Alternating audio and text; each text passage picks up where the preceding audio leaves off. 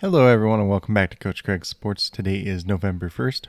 I hope each and every one of you had a very, very happy Halloween. And this is going to be the NBA DFS video for today. Going to take a look back at yesterday's picks, see how they turned out, take a look at the injuries in play for today's games, and then talk about my picks on DraftKings and FanDuel for tonight's slate. But with that being said, we're going to get started with yesterday's picks. So there was a lot of Bucks on here since the Bucks were missing a lot of players. Obviously, Drew Holiday, Brook Lopez already out. Chris Middleton did not play due to an illness. Semi Ojeleye also did not play. So projecting the minutes was going to be crucial on this slate, or so I thought. And was just a little bit off on some of my minute projections overall. Giannis's brother Thanasis actually played 32 minutes. So if you had him, you were sitting pretty yesterday. But it's kind of frustrating there. But a lot of these Bucks just didn't pay off for the minutes they even played. So it's kind of frustrating that way in general. But on the DraftKings side, I had George Hill, $4,000. Looking for 20 points out of him. He got to 23.5, so he was a hit. Grayson Allen, $4,700. Looking for about 24 points out of him. Got to 27.5, so he was also a hit.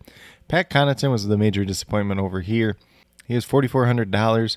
Ended up with 13.25 points, so he was a miss. He only shot 2 for 7 on the day. Only played 29 minutes, which was a little odd. I thought without all these players, he's probably going to play closer to 32 to 34 minutes, so he actually played a little bit less than he usually does. And that doesn't make sense to me, but hey, that's what happens sometime in the NBA. And then at power forward, there was Jeremy Grant, $6,700, a guy that I did like quite a bit all day. Only ended up with 16.5 points. We were looking for about 33, 34 out of him, so he only got about half of what we needed, honestly. 27 minutes yesterday. There was a blowout as well. Just everything that could go wrong probably went wrong for Jeremy Grant yesterday. Then Giannis, obviously, $11,000. Should have been game. He smashed. He should have had like all this usage and everything too, but 51.25 points. He was a miss, but probably not a miss that killed you overall, and probably the majority of the field was looking at him yesterday too. I don't remember the ownership off of the top of my head for Giannis, though. Then on the FanDuel side, we had George Hill once again, $4,600. Looking for 23 points on him. Got to 23.2, so he was a hit. Then Grayson Allen, $4,900. Looking for 24, 25 points. I gave him a push here because you're looking for about 24.5 technically, but still a decent day overall there. Jordan Nwora, though, $4,500, 7.2 points, just awful. Miss. He was 1 for 5 shooting. He played 26 minutes. He just was bad, honestly, so not too much else you can say there about him. And then Giannis at $11,300. Looking for about 56 points out of him. Got to 52.4. He was a miss, but, probably not one that killed you overall.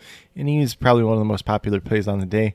I mean, if you went down to like a Kevin Durant or something, it didn't help you either because he ended up getting ejected. And if you unfortunately play both of them in the same lineup like I did in one of my lineups, it did not turn out too well either. Then last but not least, we had LaMarcus Aldridge at $4,800. Looking for 24 points out of him. He got to 19.1, so he was a miss. Only ended up playing about 21 minutes in this game. I was expecting him to play a little bit closer to 26.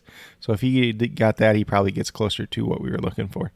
So overall, not the best day in the world. A lot of it depended upon that Bucks game that looked pretty good since all those pieces were missing. Didn't quite pan out that way, though. And honestly, if you didn't have LaMelo Ball or like Joseph Nurkic yesterday, you probably weren't doing too well overall. But with that being said, we'll get over to the injuries for today's slate. So the Spurs are without McDermott and Collins once again, so no changes there. The Pacers are without Warren Jackson, and then Jeremy Lamb is unlikely to play. So if he doesn't play, could be a little bit of an uptick for guys like Torrey Craig, especially if like Karis LeVert and Malcolm Brogdon both don't play too. Then you'll see TJ McConnell in the starting lineup. You see Justin Holiday back in the starting lineup too. So Justin Holiday is probably not that bad either with Jeremy Lamb out. But Torrey Craig probably be the biggest beneficiary today. Martin is a game-time decision, but expected to play. Then for the Portland Trailblazers, they are all the way healthy. Norman Powell did return, I guess it was probably 2 games ago now, since they did play yesterday as well.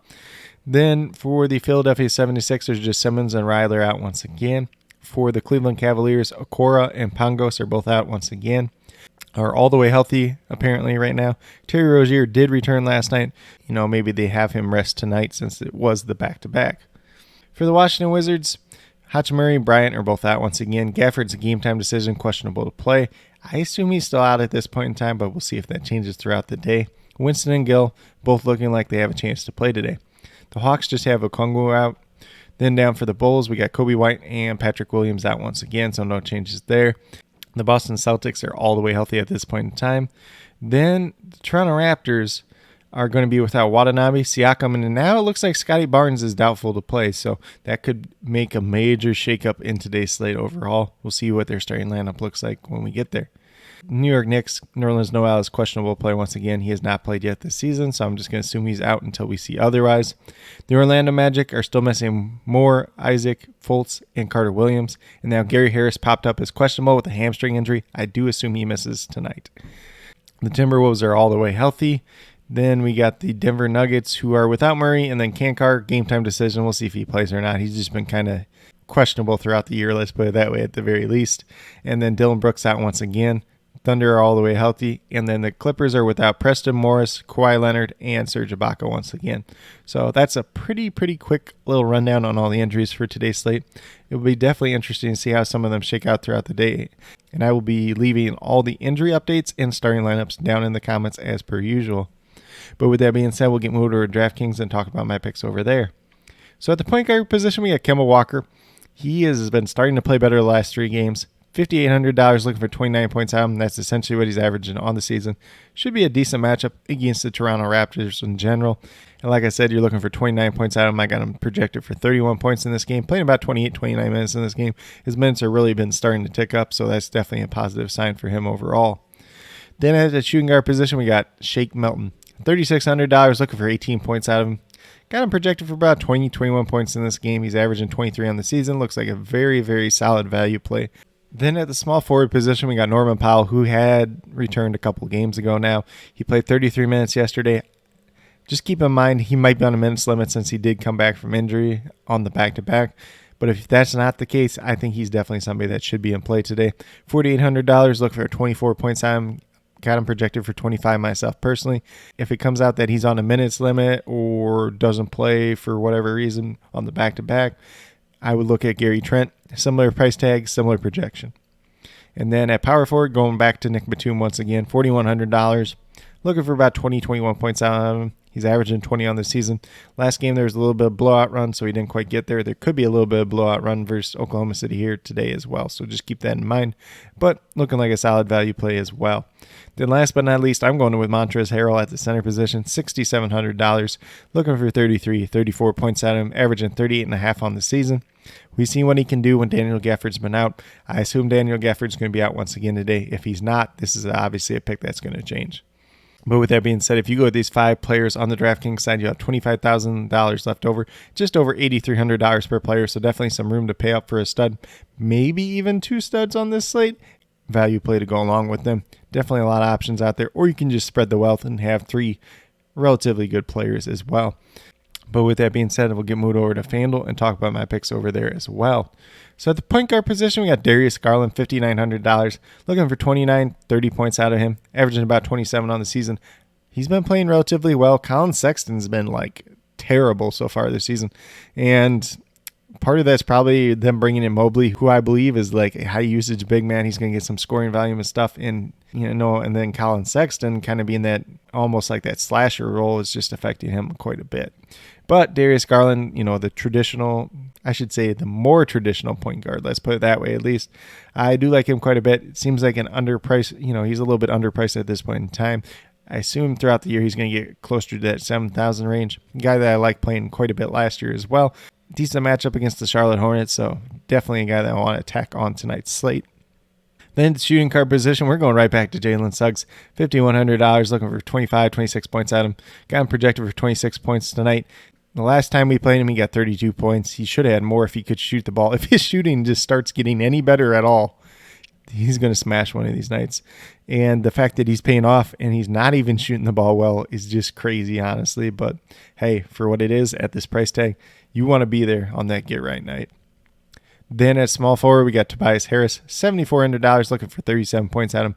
I have him projected for about 38 points in this one, averaging about 37 on the season. Should be a little bit of a pace-up spot against the Portland Trail Blazers as well. And as long as this stays a competitive back-and-forth game, Tobias Harris is probably somebody you want in your lineup tonight. Then at the power forward position, going right back to Domantas Sabonis once again, $9,200, just too cheap for him. Looking for 46 points, averaging about 44 on the season. Having projected for about 48 in this game. Should be a decent matchup for him as well against San Antonio. Maybe a little bit of a pace down spot, but other than that, should be a solid day for him once again. Then last but not least, we moved to the center position, and I got Mo Bamba, $6,600, looking for 33 points out of him. Essentially what he's averaging on the season so far. I am projected for 35 points. He definitely has that ceiling for more. Going against the Minnesota Timberwolves, who have been terrible against opposing centers essentially this year and last year. As long as he's not getting in foul trouble guarding Karl Anthony Towns, should be a solid day for Mo Bamba once again. And then with that being said, if you go with these 5 players on the FanDuel side, you have $25,800 left over, just under $6,500 per player. So maybe you can sneak one relatively higher price player in there and then some value plays, or just kind of spread the wealth, see what works for you today. But with that being said, these are my picks for today, November 1st, on both FanDuel and DraftKings. As always, if you have any questions at all related to NBA DFS, be sure to leave them down in the comments below. And also let me know your favorite play on tonight's slate, whether it's on FanDuel or DraftKings. Definitely interested in hearing what you guys have to say. But with that being said, if you are new to my channel, please consider subscribing. Definitely would appreciate it. Helps to build the community that we're trying to build here at Coach Craig Sports, which is one that's truly for you, the viewers, helping you with your DFS, whether it's NBA or NFL, helping you with your fantasy football teams.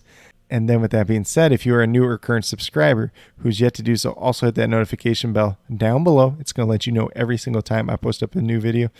And like I've been saying, I post up daily NBA DFS videos just like this every single day. If there's a day that I'm not able to do it, I'll let you guys know ahead of time. But with that being said, that's all I have for today's video. Hopefully you all enjoyed. And then last but not least, special shout out to each and every one of you watching today's video. I truly do appreciate you taking the time out of your day to watch this video. It definitely means a lot to me, and I hope each and every one of you has a great rest of your day.